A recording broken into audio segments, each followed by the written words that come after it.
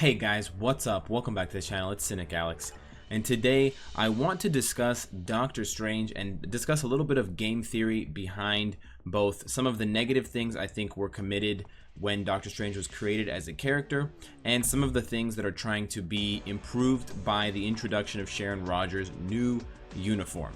So we're going to be looking at a comparison of the two today, and I'm going to forward some opinions that I have about game design and where the Netmarble devs both went wrong with Doctor Strange and went right or in the right direction with Sharon Rogers. So it's no secret that Doctor Strange is a very powerful character in the game. He is still by and large the best character in the game for any game mode, owing to two primary factors. He freezes things, which is extremely important to gain an upper hand in a situation, and it requires debuffable characters in order to even consider attacking him back. If you don't have characters like Wasp in your team, you cannot even challenge Doctor Strange. He'll just freeze you and kill you, and it's game over. The second major part of Doctor Strange's supremacy is Sorcerer Supreme, and the fact that it does the following effect. Cooldown times of all skills, excluding this skill, are set to 1 second, and that lasts for 7 seconds. So what that essentially means, if you're unfamiliar, is that Doctor Strange, when he casts Sorcerer Supreme, he can spam cast all of his other skills as much as he wants for 7 seconds. Of course, there's a 1 second cooldown, but you can basically alternate between different skills and have basically no punishment whatsoever as far as skill cooldown goes. That did lead to the still prevalent meta of 2-3-2-3-2-3, which utilizes Eye of Agamotto and Demons of Denak to deal the most amount of burst damage, the most amount of DPS. And that's what we see being hugely successful in Alliance Battle Extreme mode, in both the Blast Mail category and in the No Restriction Day category. First off, I want to say that that is a bad design choice or move for the Netmarble devs to make. And the reason for that is skills should be on cooldown. There should be some sort of cooldown to skills. Now, it's fine if you have a mechanic like Rocket Raccoons where one skill or a couple of skills or randomly certain skills or even all skills can come off of cooldown. Same thing with Ulik. When he crits, he gets all of his skills back. But that is, you know, a percentage chance. It's not a guarantee, and it's not something that you can spam essentially every 7 or 8 seconds. And that's exactly what it is with Doctor Strange. There's a guarantee that you're going to be able to skill spam, and you're not going to have any kind of skill cooldown punishment as long as you cast this one skill before you begin your assault. And that's really bad because it takes away all of the effort and all of the players' individual input into the game, and it just whittles the game down to a very specific set of requirements, and that's almost completely devoid of actual character skill. And I want to explain a little bit more in detail what I mean by that. So there are essentially two things in this game that will affect your success rate when you're playing in a game mode. The output of the AI's attacks and stuff like that. So that means how much damage the attacks do, what kind of effects the attacks have, and what sequence the attacks come in. And then the other important factor is your input into the game. So your input is which characters you bring, how you gear those characters, and then more specifically and more tangibly, the actual buttons that you press and the way that you move the joystick around to play in order to maneuver your characters to victory. So there's an input and there's an output. Players can be successful utilizing one or both of these features in a given fight. Take, for example, World Boss, okay? All of the world bosses, at least most of them, off the top of my head, have a predictable skill rotation. Infinity Thanos is a perfect example of this. So if you learn that skill rotation, if you learn the cycle of Thanos' attacks, you can predict what's coming next, and then you can adjust your play accordingly. So you're using the information you get from the output to adjust your input into the game in order to maximize your rate of success. And we've seen this because better players, okay, and weaker characters, weaker heroes in the hands of better players can do things that others can't. I used to clear Infinity Thanos with Tier 1 Sharon Rogers. There's plenty of videos out there of Korean players killing Infinity Thanos with Elektra, Spider-Gwen, Miles Morales. Feats of prowess and technical, supremacy that take a lot of both reading the output and adjusting and modifying your input. And a huge part of that input is your skills. You have to rotate them correctly. That's the second part. Even if you don't have enough information coming from the output, you can still affect the game. Thank you for the Dimension Rift. You can still affect the game in the way that you want with your input. For example, guys like Ekon and T-Mizzle, they have mastered, or they're very close to mastering, specific skill rotations for characters in order to maximize their damage output and in order to proc specific skills on these obelisks. That happens every 5 to 7 seconds. That's incredible. The amount of timing and precision required for that is immense. And so that separates the average player from the above average player, because the above average player takes advantage of the fact that the input is significant in order to calculate your success rate and calculate your damage, and they maximize the amount of impact their input has. Doctor Strange really circumvents all of that. It doesn't take a genius to press one skill and then press another 2 skills in repetition and then go back to pressing another skill and literally repeat that same pattern over and over and over again. Now, I will say that I do think, or I am suspicious of, Netmarble putting in some things in place to punish players who aren't careful enough, like the mysterious 19,000 damage meteor that will hit you when you're playing as Doctor Strange in the Extreme Alliance Battle Day, the 5 meteors equaling a stun mechanic. I think these things are in place to try and punish the below average players who really don't pay attention.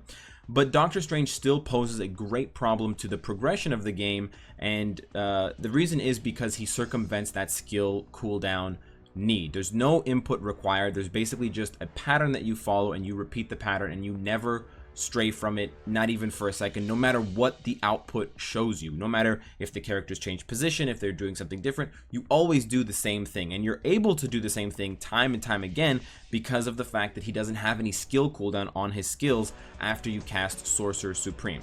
So that is the first part of the equation. The second part of the equation is that if you've tried to play Extreme Alliance Battle with Doctor Strange and you don't have a top-end device, I'm talking an iPad Pro, I'm talking the latest Android phones, and even then, you may experience some to a lot of lag. Okay, you actually lose frames per second. You're losing, images on the video because his skills are animated so intensely, especially his third skill, Eye of Agamotto. It really taxes devices. I'm playing on a K1 Shield. This is billed and budgeted as a gaming tablet, and it struggles to keep up with this guy.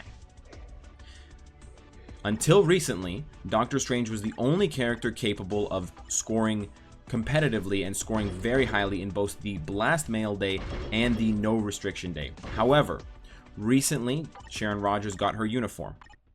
Her uniform has catapulted her to the top of this list of characters who can out DPS Doctor Strange for No Restriction Day in Extreme Alliance Battle. She is now the #1 top dog.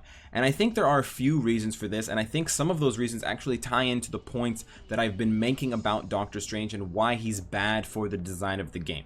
Now, for starters, I want to say I think that Netmarble obviously worked in conjunction with Marvel because they created comics to tie in the Guardians of the Galaxy with Sharon Rogers, and so she needed a new uniform for that. I understand the product placement, and I understand the merchandising and the advertising aspect there.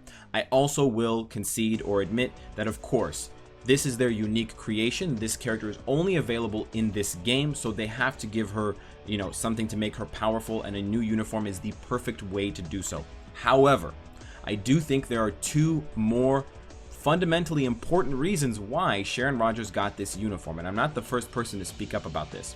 For one, she does not have this skill cooldown loophole that Doctor Strange does. So even though she is an extremely powerful character, and even though her rotation is not that difficult to understand, it is not the same as Doctor Strange's. You do have to adjust in certain situations. You are not invulnerable 100% of the time. You do need to utilize timing and precision and anticipation of the output coming from the attacks in order to succeed with this character. There's a lot more player skill involved in succeeding with Sharon Rogers than with Doctor Strange.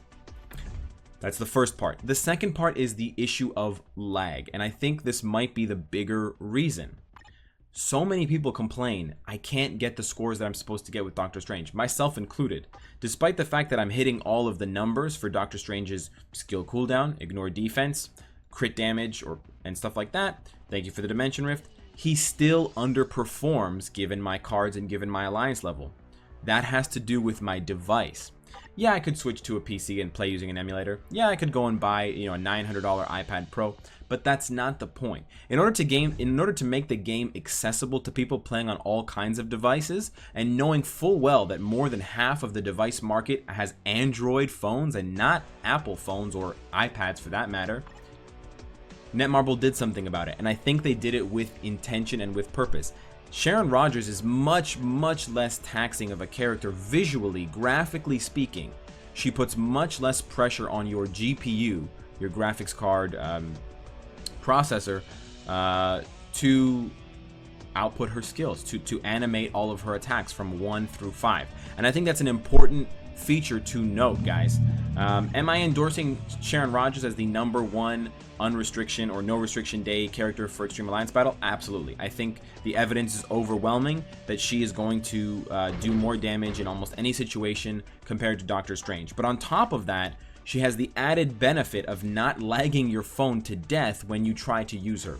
We're still stuck with Doctor Strange for Blast Mail Day, but perhaps there is someone coming on the horizon, or perhaps Sharon Rogers will get a sex change in one of her next uniforms, or some kind of alternate dimension, Steve Rogers 2.0 that will also, solve that riddle for us. In the meantime, I'm not sure what to do with Doctor Strange. I love the character to death, and I think that a lot of the features of his kit are very, very cool in the game. I like the uniform heal. I like the time freeze very much, and I do like the debuff, but I think that Sorcerer Supreme and the way that it functions kind of exists outside of the realm of the game. And it almost feels like I'm playing a different type of character when I use Doctor Strange versus anyone else. With anyone else, I need to be careful. I need to watch the skill cooldowns. I need to time and anticipate and plan ahead. Doctor Strange, it's literally just going through the motions until you win or you don't do enough damage and you just try it again. But I'm more curious what you guys have to think, because I don't have the answers to all of these ideas. I just want to put them out there for you guys and see what you think. So let me know what your thoughts are on this Doctor Strange Sharon Rogers issue. Do you experience a lot of lag? Are you happy for the tidings that we got with the new Sharon Rogers uniform to affect Extreme Alliance Battle scores and put some less pressure on your phones or your devices? Let me know in the comment section, guys. Hit me up, and of course, if you like what you see, I hope to see you again tomorrow. Take care.